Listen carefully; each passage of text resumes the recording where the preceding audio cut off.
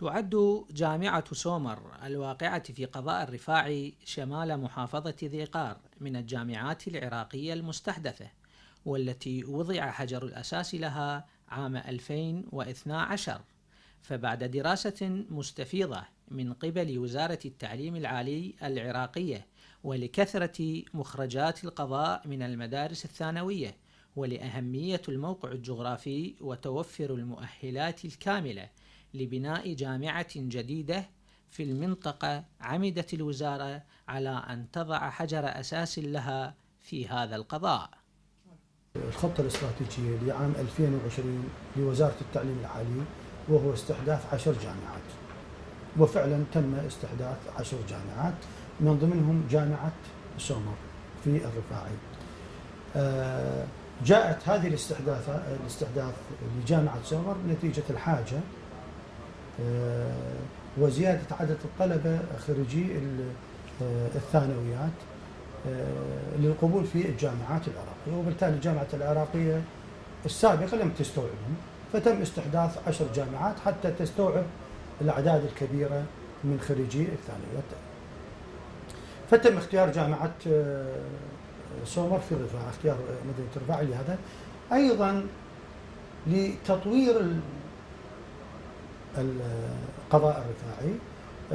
مثل ما تعرفون حضرتك أنهم من وجود الجامعة هناك وجود حركة للأسواق، هناك وجود حركة في مسألة البنى التحتية في الإعمار كاستئجار، والحالة احنا نأجر أبنية للطلاب والطالبات، أيضا تأجير الكافتريات والكذا اللي موجودة عندنا في الجامعة، مسألة الاستنساخ، مسألة المكتبات، مسألة أيضا شراء ما تحتاجه الجامعة من آثاث وغيرها. هذا كله أصبح الآن لو تسأل الآن أهل القضاء الرفاعي حركة الأسواق قبل عام 2012 والآن يقول لك حركة مقارنة يعني كبيرة جدا. الآن عدد الطلبة بأكثر من 4500 طالب وطالبة. الجامعة بها دراستين، دراسة صباحية ودراسة مسائية. وبناء على طلب مقدم من أهالي القضاء الذي يعتبر من أكبر الأقضية العراقية، والذي يتوسط 4 محافظات هي ميسان وواسط والديوانية، بالإضافة إلى مركز محافظة ذي قار الناصرية، فقد ارتأت الوزارة أن تنشئ جامعة سومر في هذا القضاء، وكان للحكومة المحلية في قضاء الرفاعي دور كبير في دعم الجامعة ومساندتها وتطويرها وعلى مختلف الأصعدة. جامعة سومر من الجامعات الفتية التي تم استحداثها مؤخرا بعد التغييرات التي طرأت على العراق، وهي فاتحة وباب خير على المنطقة برمتها على جنوب العراق. هذه الجامعة تم استحداثها بحسب استحقاق لمدينة الرفاعي في الكثافة السكانية المتركزة في القضاء، الموقع الجغرافي المتميز لهذا القضاء الذي يربط ويتصل مع 4 محافظات حدودية، إضافة إلى المؤهلات العلمية، الكوادر العلمية المتوفرة في المدينة، كثرة المخرجات من هذه المدينة. هذه الأمور ضغطت على الحكومة المحلية للمطالبة باستحداث جامعة، وبالفعل تم المطالبة من قبل الحكومة المحلية في القضاء مع وجهاء المدينة، شيوخ العشائر الأجلاء، سادة المنطقة الأجلاء، وتم الاستجابة من قبل وزارة التعليم العالي باستحداث هذه الجامعة الفتية التي لا زالت تطلب الدعم من الحكومة المركزية. كل الجهود التي استعملت لإنجاز هذا الصرح هي جهود ذاتية للحكومة المحلية، من حيث البناية البدائية التي تم إنشاء كلية التربية الأساس، هي بناية تم إنشاءها من قبل الحكومة المحلية المتمثلة بالقائم المقام ومجلس قضاء الرفاعي بدون مساعدات من أحد. الآن تنمية الأقاليم نعمل على أنه نوفر المتطلبات الضرورية الملحة لهذه الجامعة من قبل عن طريق تنمية الأقاليم الخاصة بالقضاء. نطالب الحكومة المركزية باتخاذ كافة الإمكانات أو باتخاذ ما يلزم لدعم هذه الجامعة. كما أسلفت، هذه الجامعة جامعة مهمة، منطقة مستقرة أمنيا، مخرجات كثيرة، وهي رافد وفاتحة خير لهذه المنطقة المتوسعة الكبيرة جدا، وهي مركز قضاء آمن إن شاء الله. وحرصت جامعة سومر التي بدأت بكلية واحدة وهي الإدارة والاقتصاد على قبول أكبر عدد من الطلبة، وخصوصا من أبناء المدن القريبة منها، بالإضافة إلى سعيها في استحداث كليات وأقسام جديدة تساهم في تطورها ورقيها العلمي والأكاديمي. جامعة سومر كما هو معروف كانت النواة الأولى لها كلية الإدارة والاقتصاد اللي هي كانت تابعة إلى جامعة ذي قار، والحقيقة كانت بذرة خير هذه الكلية رغم أنه كان عدد طلبتها قليل، يعني ما يتجاوز 300 طالب، لكن كانت بداية للتفكير بإنشاء جامعة شمال ذي قار. شمال ذي قار فيه كثافة سكانية عالية. لو عملنا دراسة بسيطة لعدد الطلبة المنتشرين في كل جامعات العراق بالأقسام ده أغلبهم هم من هذه الأقضية والنواحي اللي هي تعتبر من أكبر الأقضية بالعراق، يعني كل واحد من عندهم ربما يعادل محافظة. فلذلك كان التفكير بإنشاء جامعة، وفعلا تم وضع حجر الأساس للجامعة، وأنشئت كليتين يعني أخريات بها، هي كلية الزراعة وكلية التربية الأساسية. وتفاجأنا بعدد الطلبة الكبير والكبير جدا، يعني حتى أكثر من المتوقع. يعني رغم حداثة الجامعة حاليا عندنا أكثر من 4000 طالب بين صباحي وبين مسائي، ولو فتحنا الباب أكثر لجونا طلب أكبر يعني. فهذا الشيء قادنا إلى التفكير بإنشاء واستحداث كليات أخرى. وبعد انفصال جامعة سومر ماليا وإداريا عن جامعة ذي قار بناء على توجيهات وزارة التعليم العالي، أخذت الجامعة بتشكيل مديرياتها وأقسامها الإدارية والعلمية، ووضعت في أولوياتها إنشاء مديرية للأقسام الداخلية تأخذ على عاتقها توفير الأبنية اللازمة وتجهيزها بأحدث المستلزمات الخاصة براحة الطلبة مع توفير الحماية الأمنية لهم. هنالك مجموعة من التشكيلات اللي تتبع دائرة المساعد الإداري، من ضمنها مديرية الأقسام الداخلية. حرصت جامعة سومر على توفير أقسام داخلية مثالية لطلبتنا الأعزاء، من ناحية توفير البنايات الملائمة من الجانب البيئي والصحي، وكذلك توفير المستلزمات، البنى التحتية، كل مستلزمات السكن، توفير عدد من المشرفين المتخصصين من حملة شهادة البكالوريوس في علم النفس وعلم الاجتماع. ألقيت عليهم مهمة النهوض بواقع الأقسام الداخلية، مراعاة الطلبة. أيضا استحدثنا في الأقسام الداخلية لجنة الإرشاد التربوي ومتابعة مشاكل الطلبة اجتماعيا. مدينة الرفاعي تمتاز بأنها مدينة صغيرة. مع صغر المدينة استطاعت الجامعة الاتفاق مع الأهالي لاستئجار عدد من البنايات من القطاع الخاص، حوالي 5 بنايات للطالبات و7 بنايات للطلبة. مجموع طلبتنا قرابة 500 طالب. هذه المجمعات قريبة إلى حد كبير من الحرم الجامعي، وحرصنا كل الحرص على أن تكون مجمعات الطالبات محاذية إلى بنايات وأسيجات الجامعة. وأكدت جامعة سومر على بناء الأسس الصحيحة والقواعد الرصينة لها من حيث العمل الإداري، من خلال إعداد هيكل تنظيمي اعتمد من قبل وزارة التعليم العالي ليكون خارطة الطريق التي تسير عليه الجامعة في عملها المؤسساتي. جامعة سومر هي ولدت من رحم جامعة ذي قار، تابعة لها في كل جانب، إداريا وماليا تابعة. نعم صحيح هناك أكو رئيس جامعة، ولكنه تابع إلى جامعة ذي قار. بعد صدور التشريع الخاص بالتعليم العالي اللي هو في 23/2، يعني تم التصويت عليه في 17/12/2012 في مجلس النواب، 17/12/2013 التصويت على قانون التعليم العالي التعديل الأول. صدر التشريع بالوقائع العراقية في 23/2/2014 يعني صدر. من صدر هناك كانت استقلالية، أصبحت استقلالية إدارية إلى جامعة سومر. حصلنا أيضا على 2 مليار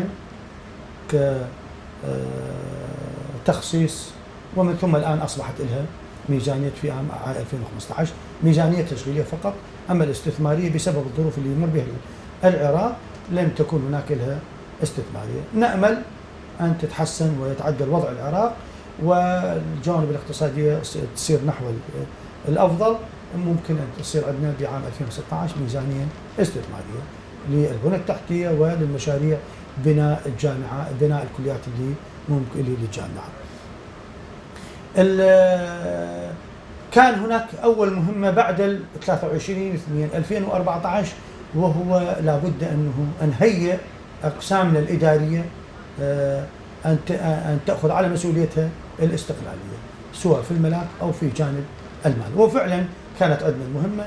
هناك عملنا هيكل تنظيمي إلى الجامعة وتم اعتماده من قبل معالي الوزير السابق أستاذ علي الأديب. البحث العلمي وتطويره كان من أولويات عمل الجامعة، لذلك حرصت الجامعة على تبني العديد من المشاريع والأفكار في هذا الجانب، منها إقامة مؤتمر علمي بالتنسيق مع الحكومة المحلية في القضاء، بالإضافة إلى إقامة الندوات والورش العلمية والتي تدخل ضمن المنهج العام للجامعة. احنا كان ان التحدي الاول بالموضوع هو استكمال الاقسام الجامعه، وخاصه يعني التحدي بالنسبه الى الاقسام العلميه يعني اللي تابعه للمساعد العلمي، فمن ضمنها اللي هي التعليم المستمر، الدراسات والتخطيط، البعثات والعلاقات، البحث والتطوير الى اخره. والحمد لله استكملنا هذه الاقسام رغم انه قله الكادر الوظيفي، فبدت هاي الاقسام تمارس دورها. من ضمنها وضعت خطة طموحة للورش والندوات للعام القادم، ونفذت بنسبة عالية جدا العام ما مخطط للعام المنصرم. كذلك وضعنا خطة وممتازة للبحث العلمي، وتبعنا الأساتذة وشفنا كل أستاذ لابد أن يقدم بحثه جاي شهريا، تابع نسب الإنجاز لكل بحث علمي، ونسهل الأمر إذا كانت أي عوائق العفو أو مشاكل تواجه الباحث، لأن نعتبر جزء من مسؤوليتنا هو البحث العلمي، لأن احنا كما تعلم وزارة التعليم العالي والبحث العلمي، فالبحث العلمي ولا يقل أهمية عن التعليم. كذلك كان عندنا نية أو مو نية، وإنما قطعنا شوط لاستحداث أو إنشاء مجلة علمية للجامعة تستوعب هذه البحوث. وكانت جامعة سومر سباقة في توزيع منحة الطلبة، فبعد صدور التعليمات والضوابط الوزارية سارعت الجامعة في العمل عليها وفرز الطلبة المستحقين للمنحة وتأكيدها على شمول الطلبة الناجحين وإعطائهم رعاية خاصة بسبب الظروف التي يمرون بها. فيما يخص منحة الطلبة، دأبت جامعة سومر على إدخال الفرحة والسرور إلى نفوس طلبتنا الكرام، والحقيقة ليس منة بقدر ما هو استحقاقا. في الموازنة العامة يوجد مبلغ لخصص لطلبة جامعة سومر، وهو في باب منحة الطلبة. وزع حوالي 1,450,000,000 على عدد من الطلبة يقارب 2696 طالب في كليات الجامعة الثلاث. التوزيع حصل وفق ضوابط وآلية رسخت أو وضعت من قبل وزارة التعليم العالي، وتم تنفيذها بدقة من قبل الأقسام العلمية وبالتنسيق مع قسم الشؤون المالية في جامعتنا، والذي حرص على متابعة هذا الأمر لأهميته، تابعه بشكل دقيق أيضا متابعة شخصية من قبل السيد رئيس الجامعة ومن قبلنا، حتى تم الاطمئنان على توزيع أغلب أو أكثر المبلغ ليشمل عدد أكبر من الطلبة. ومما تجدر الإشارة إليه في هذا الجانب أن جامعة سومر كانت أولى الجامعات العراقية التي قامت بتوزيع المنحة لجميع أو لأكثر طلبتها.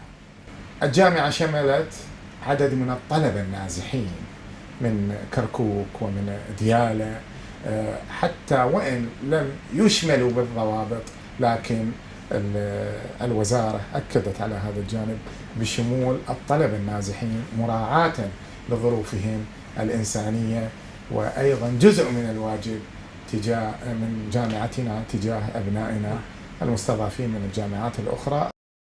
كلية الإدارة والاقتصاد هي النواة الأولى للجامعة، ومنذ تأسيسها خرجت دورتين من طلبتها، وتضم أقسام الإدارة العامة والإحصاء، وتمتاز بحدائقها الجميلة والموقع الجغرافي الذي يتوسط المدينة. كلية الإدارة والاقتصاد جامعة سومر تعد النواة الأساسية لهذه الجامعة الفتية. تأسست الكلية سنة 2008، خرجت 3 دورات. الدورة الأولى كانت تحت جامعة ذي قار، أما الدورتين الأخيرتين فهي ضمن جامعة سومر. المنتظمون الآن في الدراسة 1338 طالب. فيها قسمين أساسيين. القسم الأول هو قسم الإحصاء، يخرج كوادر متخصصة في الإحصاء تحتاجها كافة دوائر الدولة، لأنه الإحصاء يعد الركيزة الأساسية لجمع البيانات التي تعتمد في التخطيط، ولا حياة بدون تخطيط، ولا اقتصاد خالي من التخطيط. أما القسم الثاني فهو قسم الإدارة العامة. قسم الإدارة العامة يخرج كوادر متخصصة في الإدارة العامة، بالذات على وجه التحديد دوائر الحكومية، فهو يغذي كافة الدوائر الحكومية في المحافظة أو المحافظات المجاورة، متسلحون بالمعرفة الإدارية، أساليب التخطيط، أساليب التنظيم، إضافة إلى الحاسوب واللغة الإنجليزية.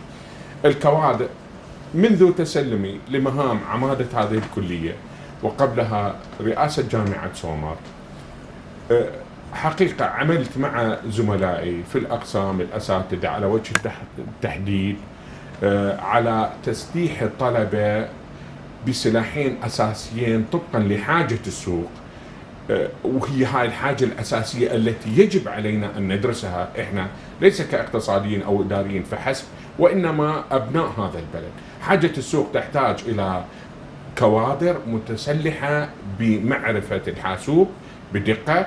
زدنا هذه البرامج وزدنا الساعات المخصصة للحاسوب، سواء كان ساعات تدريبية أو يعني أقصد تطبيق أو عمل نظري، رغم أنه هي موجودة في المناهج، لكن هذه الساعات بالذات أزيدت بدورات أخرى انخرط بها الطلاب مجاني.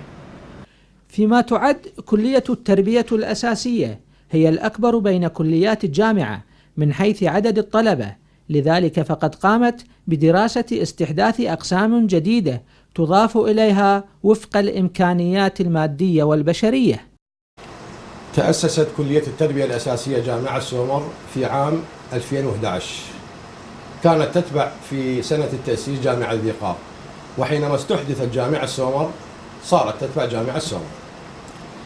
وتعد الكلية من أكبر كليات الجامعة، إذ تضم أكثر من 2500 طالب في الدراستين الصباحية والمسائية. كانت الغاية من تأسيس الكلية رفد المؤسسات التعليمية في المحافظة بكوادر علمية مؤهلة لإصلاح وتطوير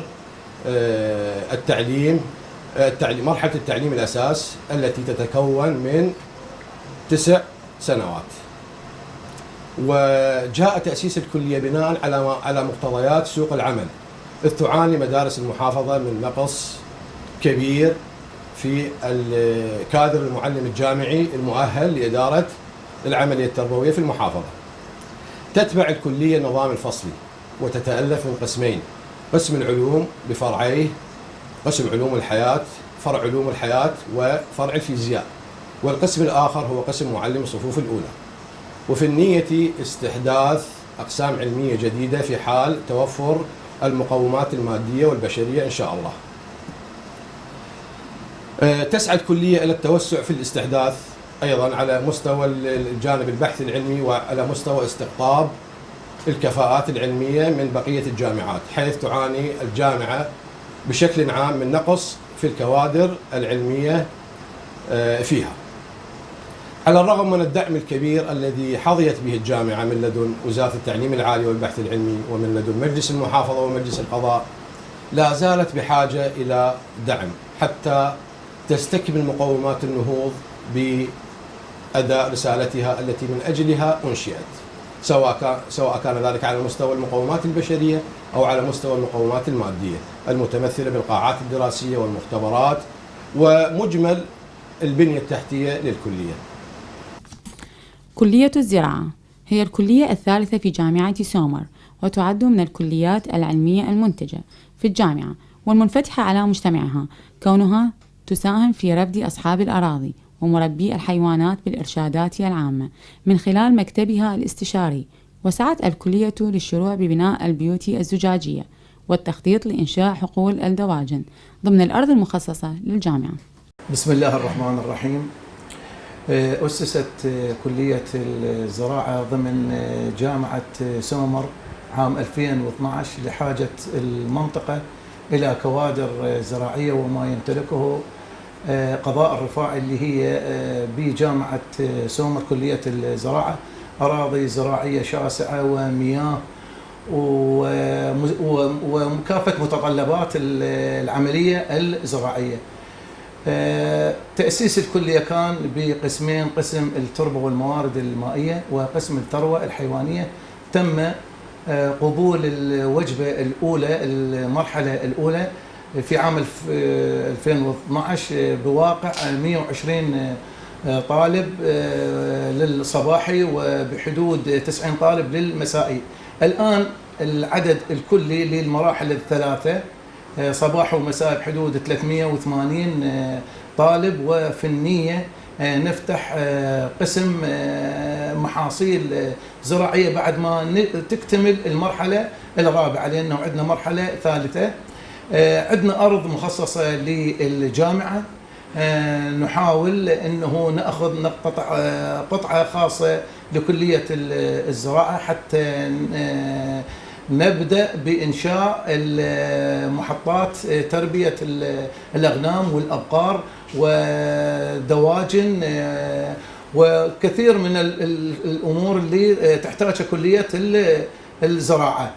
وعلى الصعيد العمراني فقد استملكت جامعة سومر قرابة 400 دونم في قضاء الرفاعي لبناء المدينة الجامعية، والتي تضم 16 كلية بالإضافة إلى المباني الخدمية التابعة لها، وهي تنتظر الشروع بالعمل من خلال وزارة التعليم العالي، بالإضافة إلى تنسيقها مع هيئة استثمار ذي قار لطرح مشروع بناء الدور السكنية الخاص بالأساتذة.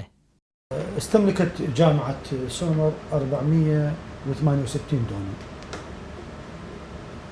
هاي ال 468 من المقرر أن يتم تشييد عليها رئاسة الجامعة وأقسام داخلية يسع بحدود 3000 طالب وطالبة، وأيضا دور ضيافة من ضمنها، وكذلك 17 كلية مختلفة.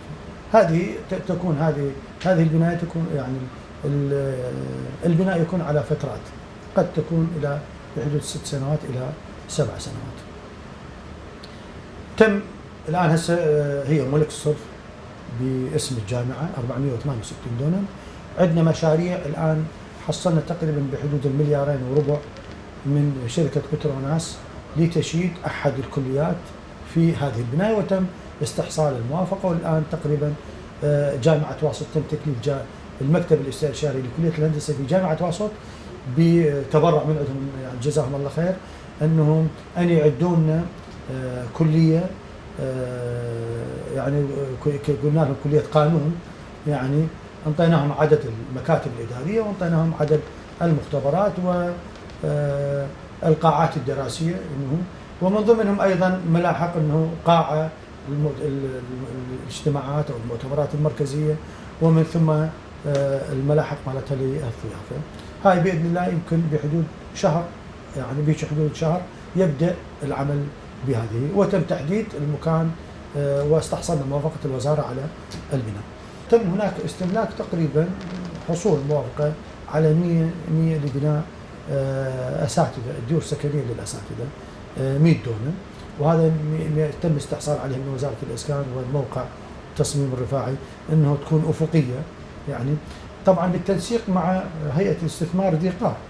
وتبقى جامعة سومر منبرا فاعلا يحمل اسم أعرق حضارة في التاريخ، ليبني جيلا أكاديميا واعيا يخدم هذا البلد في مرحلة بنائه وإعماره.